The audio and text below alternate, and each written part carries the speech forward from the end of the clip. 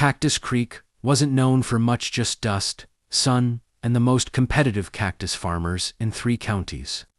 And at the center of that rivalry stood Elizabeth Hart, the sharp-eyed owner of Hart's Desert Blooms, and Jared Cole, the rugged, quiet rancher of Cole's Cactus Range. Their feud was legendary. Every year, the Cactus Creek County Fair awarded one farmer the coveted prize, Best Desert Cactus Exhibit. And every year, Elizabeth and Jared battled for it, like 2 gunslingers at high noon. This year, the stakes were even higher. The fair introduced a new cash prize money that Elizabeth needed to fix her irrigation system, and that Jared needed to save his aging barn from collapsing. Elizabeth stood in her field that bright morning, her sun hat shading her determined face. Her cacti glistened like emerald jewels in the sunlight. She smiled proudly until she saw dust rising. Jared rode up on horseback, reins in one hand, smirk in the other. "Morning, Liz," he said, leaning forward in his saddle. "Just came to see if you were still using that old drip line. Thought you'd upgraded by now." Elizabeth folded her arms. "Morning, Jared, and I came to see if you were still underestimating me." Guess we're both disappointed. Fee laughed, smooth and unbothered. "Fair's coming fast. Hope you're ready to lose." She stepped closer, chin lifted.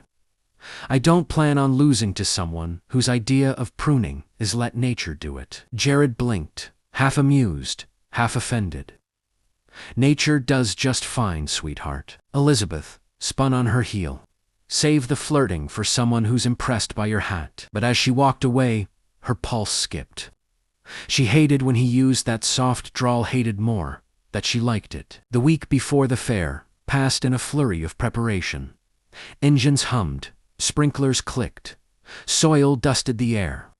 The rivalry pushed them both to their limits, each trying to outdo the other. But one evening, as the sun dropped behind the mesa, dark clouds rolled over the desert. The wind changed, sharp, electric, dangerous. A storm was coming. Elizabeth stood at the edge of her field, heart pounding. "Not now," she whispered. Miles away, Jared stared at the same sky. "This ain't good." Lightning cracked across the horizon. Within minutes, rain hammered the desert so hard it felt like the sky itself had split open. Thunder rattled the ground, winds tore at fences, buckets and fragile cactus beds. Elizabeth ran out with a tarp, but the storm ripped it from her hands. Jared tried to reinforce his greenhouse wall, only to watch a sheet of metal rip away like paper. Both farms were at the mercy of the heavens, and, for the first time since their rivalry began, neither of them was winning. Morning arrived quietly, the desert smelling of wet dust and broken dreams. Elizabeth walked her fields in a daze. Her prized cactusum, years old, lay toppled, bruised or torn from the soil. She knelt beside her tallest saguaro, its arms split from lightning. Tears burned her eyes. "Not you," she whispered. Footsteps crunched behind her. She turned sharply. "What do you want, Jared?" He removed his hat, holding it against his chest. His shirt was soaked and dirty, and exhaustion clung to him like a shadow. "My farm didn't make it," he said simply. "Storm took everything." Elizabeth's anger faltered. "I'm sorry," she said gently, surprised by her sincerity. Jared nodded toward her broken greenhouse. "Looks like you didn't fare much better." She exhaled shakily. "No, I don't know what I'll do. The fair's in 5 days." Jared let out a humorless chuckle. 5 years wouldn't fix this. They stood there, broken rivals in a sea of ruined cactus beds. After a long silence, Jared said, "Some of your pots didn't blow far. I can help you gather 'em, if you want." Elizabeth hesitated, accept help from him, but she saw the tired slump of his shoulders. He wasn't offering as a competitor. He was offering as a man who understood the loss in her eyes, because he felt it too. "Okay," she said quietly. They worked side by side through the morning, lifting shattered pots, salvaging tools, replanting what little could be saved. It wasn't much, but with each shared task, a strange ease settled between them. At noon, Jared wiped his brow. "You know, maybe we could pool what we have left. Make one display for the fair. Elizabeth stared. You want to team up? He shrugged. We can't win alone, but together, maybe we stand a chance. Elizabeth crossed her arms. Or maybe you're scared, I can still beat you. Jared grinned. Oh, I'm terrified, Liz. Absolutely shaken. Then, softer. Look, I get it. You're proud. I'm stubborn. But the fair's all we got left this season. So what do you say? We call a truce. She looked at the wreckage of her life's work and then at the man offering partnership instead of rivalry. Fine, she said. A truce. Jared extended his hand. Elizabeth hesitated, then placed hers in his. His grip was warm and steady.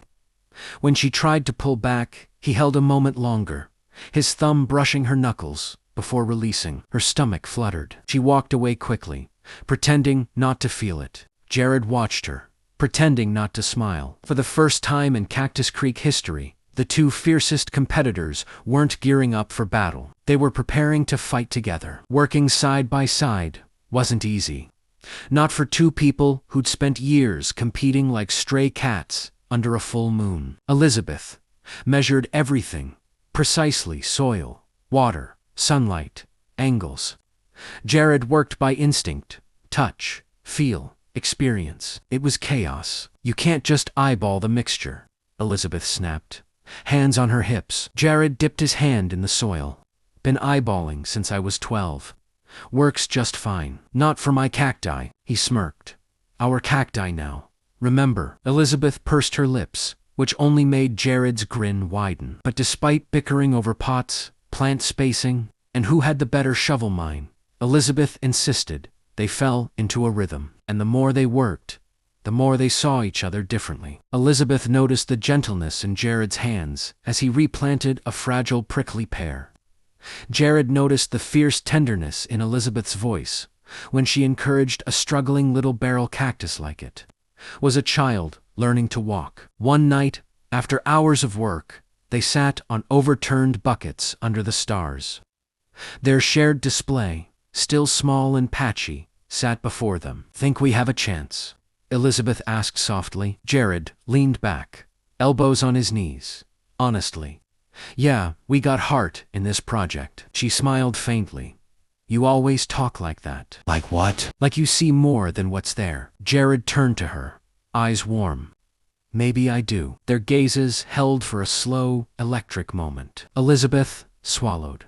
We should get some sleep. Yeah, he murmured, but neither moved. The wind brushed softly between them, carrying desert sage and something sweeter. Finally, Elizabeth stood abruptly. Good night, Jared. Night. Liz. As she walked away, Jared whispered to himself, Your trouble, woman. The next few days passed in a rush of teamwork. They reinforced the display with salvaged wood from Jared's barn. Elizabeth arranged the surviving cacti by height and color. Jared handcrafted a sign reading, Desert Harmony, by Hart and Cole. Elizabeth touched the sign gently. Harmony, huh? He shrugged. Seemed fitting. She looked up at him. You're full of surprises. Jared stepped close enough that the warmth of him wrapped around her like a blanket. Guess you'll have to stick around to find out the rest, he said. Her breath hitched. Then, Elizabeth.